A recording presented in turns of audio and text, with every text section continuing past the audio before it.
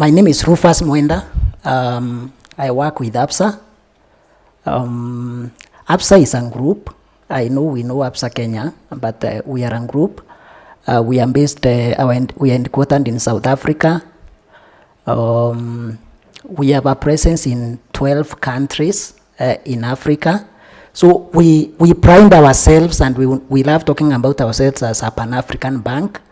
Our purpose is to empower Africa's tomorrow together, one story at a time. So we have a focus on Africa. And like everyone likes saying, Africa is looked at as maybe a place of problems, but we believe that we need to be able to source our solutions locally.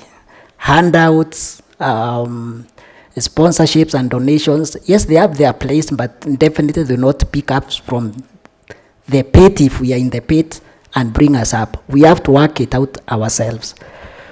So I want to make a few points. Maybe I start with a short story.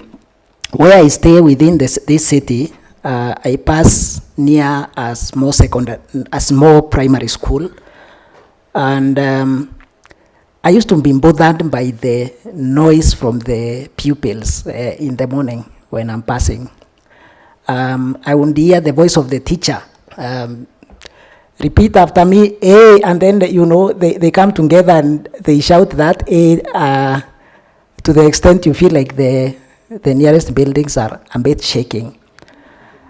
B, and they would repeat it again, and C, and by the time maybe I'm leaving, they are at A, leaving the vicinity of the school. So it's important me for some time. But then later I had to change my mind and challenge myself. I came a statement that says, man does not live by bread alone, but by every word. And I usually like truncating it there so that it's not just a religious statement, but it's the fact of life. What have you been feeding here from morning? Mostly. It's one. There's a gentleman here by Michael, I see him there. He has done a very fantastic masterclass here on sustainability. So for these sessions and many more, ones are extremely important, but more so what you do with the ones that you receive. When you hear from people like here, there is a lot of talking that we are doing. If you leave that door and you forget everything else, you'll have lost. And it will have an impact on your life and the life of others. We live by food, we live by clothing, by the physical things, but also the ones are extremely important. What we hear and what we do with what we hear is extremely important. So it's my prayer and my hope that we will gain from the ones that we have hand here. We will pay a little bit more attention. At least by the time you leave, get some things that will land for you that you can go and implement.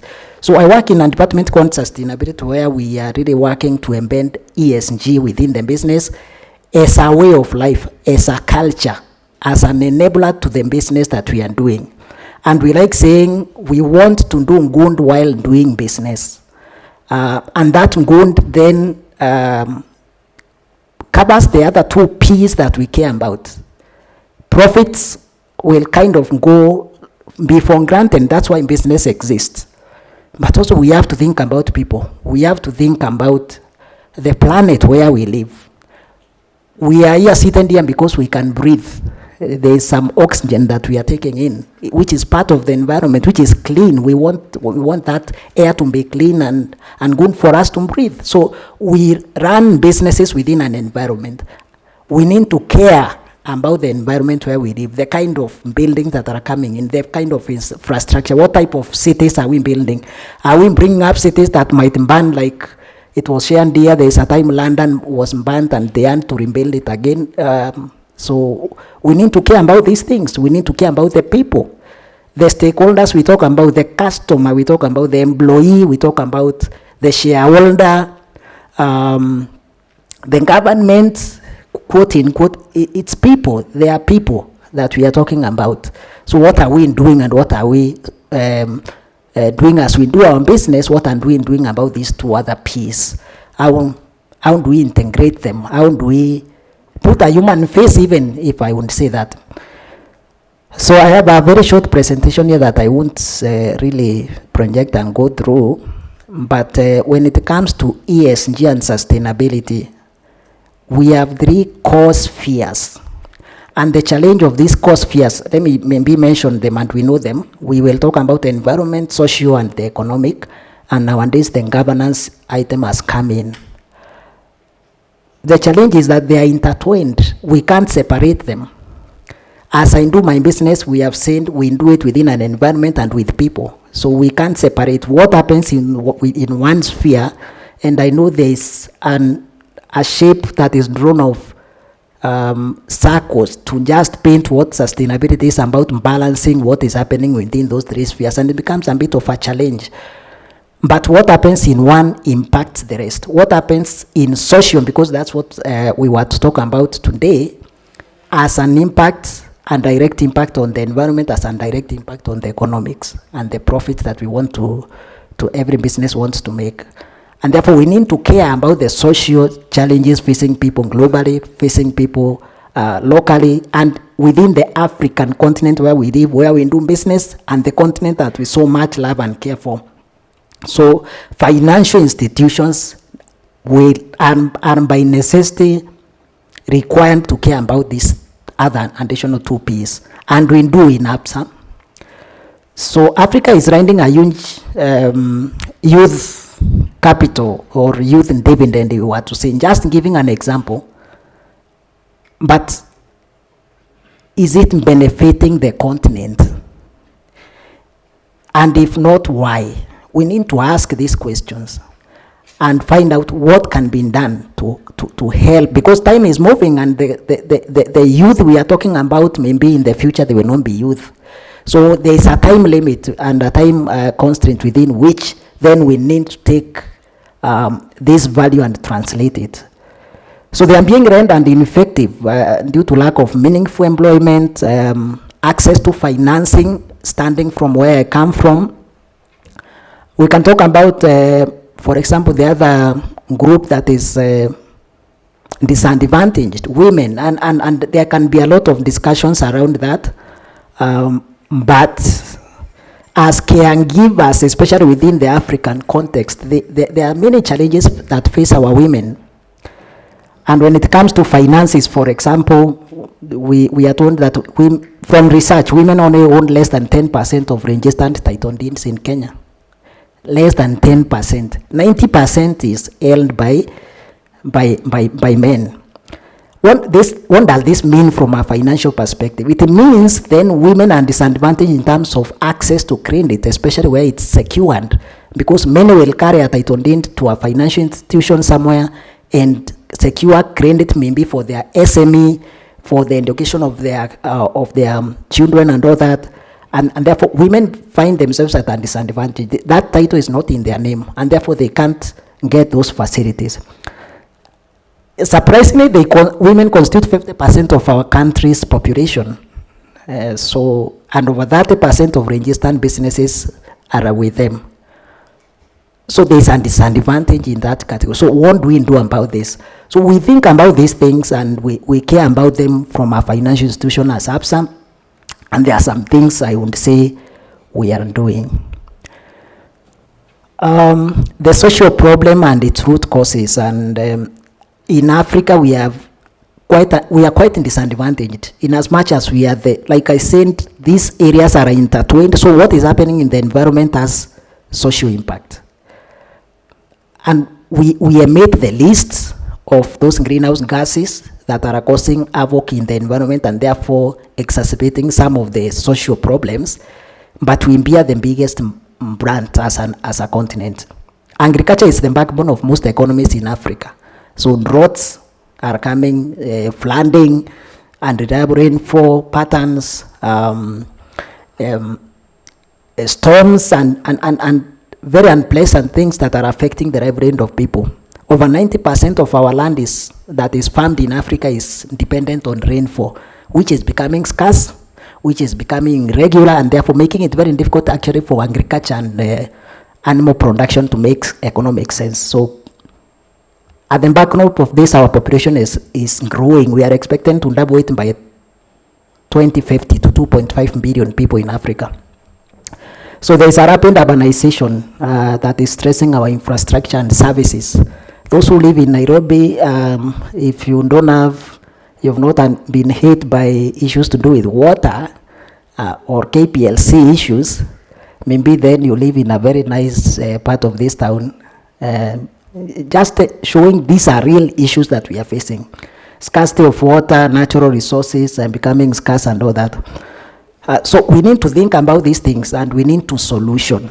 We need to take action. Like I've said, yes, we do not live, we live by every word that we pick, but we need to translate those words into action that then gives us solution to the problems we are facing, gives solution to our people, to our youth, to our women, and to everyone else within the society, so that life can move on properly. I heard recently the UN Secretary General say that from the environment perspective, things are moving from the global warming phase to the global boiling phase. And it was a very interesting statement. Some said it's, no, he's becoming alarmist and all that, but I thought he has a point to make. And I would also, riding on his one, say on the social aspects, it looks like things are really boiling also, and we can use our nation. We put, we have seen some of us go to the streets with sufurias on our hands. It's the reality. These are realities of the day, that things like food security is an issue, because not just because of the government or anything else, but because of the environmental issues which are trickling down and cascading to the social aspects. Let me mention a few things we are doing from Absa, just to highlight that financial institutions have a key role to play because of the vantage position we hold through financing and access to financial systems. We can be able actually to influence and shape the way the society moves to adopting best practice, for example, in addressing climate issues and some of the social issues that we are facing. So the first thing is that we have adopted ESG or sustainability into our strategy. So we looked at our corporate strategy, we looked at SDGs. They form the foundation of what we do in sustainability. And we went through a process we call a principle-based approach. And that's why it's important to work with partners like UNGC, UN Global Compact, Kenyan Green Building Society, and some of the partners that we have worked with. I've seen Vuyo here, shared value. Shared value was one of the key things that supported us initially to lay those foundations, because really we want to create value and be fair, like it was shared here, so that everyone in the ecosystem gets their share in the process. So strategy, very important. Looked at the SDGs, just looked at the external factors within the Kenyan perspective, what we used to call localizing the sustainability or the SDGs. We looked at our corporate strategy. We had some kind of internal and external research, and we were able to kind of prioritize the SDGs. So we have high impact SDGs, medium impact and low impact, and therefore we will focus much of our energy on the high impact ones, around 4 of them. But that does not mean we neglect the rest, but we just needed to put maybe the 80-20 rule, put the 80% of your effort where you can get the most out of. So we have built this into our strategy. Like, for example, from our Kenyan strategy, which we have cascaded down from the group, sustainability is there among 6 pillars. So one of the pillars is actually sustainability. And we say we want to embed sustainability in everything that we are doing, in every tenet of the business. Someone talked about it as being a mindset. Actually, it's a culture that we are trying to input. And from some of the examples I'll give you, you'll get to hear about them. So our mantra is to do good while doing business, and we want to consistently, especially on the social side, show this commitment by expanding financial inclusion. I've talked about youth, women, sorry for that, but also we are thinking about people with disability, the elderly. How do we come in? So expanding financial inclusion, enabling diversity and inclusion, and definitely the issue of making an impact on the environment is another aspect, but this one is just for the social. So we have a wide range of products and services that we have customized to respond to the social challenges. Just an example, for example, women in business. It's a proposition that has products, that has services. For example, we have women in business account where anyone in business who is a woman, they own a business, they can access up to 6 million without any security. And it does work. We have intertwined it with capacity building. So we take the ladies, they are enrolled through a program with partners. For example, we have worked with GIZ and the UNUS to graduate around 7 or something business SMEs last year through that capacity development, and they were able to access loans through Absa for their businesses, non-secured up to 6 million. So it's a proposition that focuses on supporting women entrepreneurs and enterprises through financing, advisory, capacity building, networking, and access to markets. So we bring them together, we look for markets for them, and we support them to access those markets. So we call it She Stars, See Her Empowered program. It's a subset of the bigger proposition we call Wezesha Biashara. So under SME proposition, we have a proposition under SME that funds existing business to grow through unsecured loans of up to 10 million. Timiza is our online digital lending platform, and for this one, it's about financial inclusion. Even my mom who is out there in the village can get into that if she has a phone and be able to access some form of financing. So regardless of whether there is a physical branch near them or not. So it helps us to support, to spread that financial inclusion kind of and deliver that solution. So we have trained we have a base of pre-qualifying suppliers that we work with. So what we have done last year and the year before is we partnered with Stradmo and curated a training on sustainability specific to them, and then we subsidized the cost for them. So the bank took the bigger chunk of the cost, and we have trained over 400 of them on sustainability, just to ensure. There's someone who mentioned what happens if the supply chain that you're working with does not understand these things. So we have to take action, like I think someone trying to explain here. Own it and ask yourself, what can you do about it from where you sit? Then from there now you'll have a platform on where to stand and work with others to deliver. We have a Need to Work program targeting the youth. So this is our flagship program that enables young people between the age of, let me say, 18 to 35 to find employment. So there are some skills when I'm getting out of the university I haven't been trained on. Simple skills like communication, interpersonal skills. How do I get into a place of work and relate with others?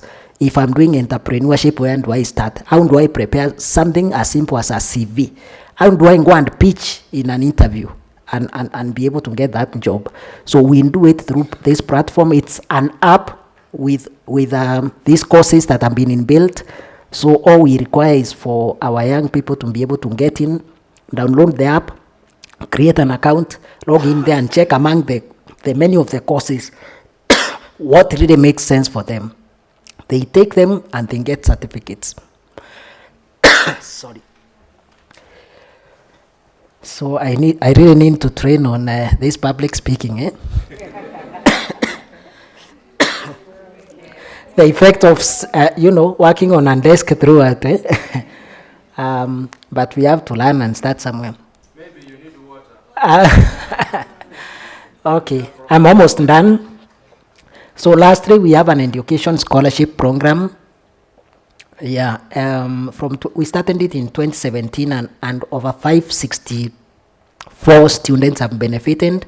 We extend up to 150,000 Kenya shillings to each student in one academic year, and we do it in partnership with HELP to ensure that at least the administrative bit is addressed properly. So we are checking out on how do we scale it going forward. So there are many thoughts on getting into that, on how we can curate it and make it much better. So I end it there. So at Absa, that's what we are doing, and we wish you well. Not unless there's a question.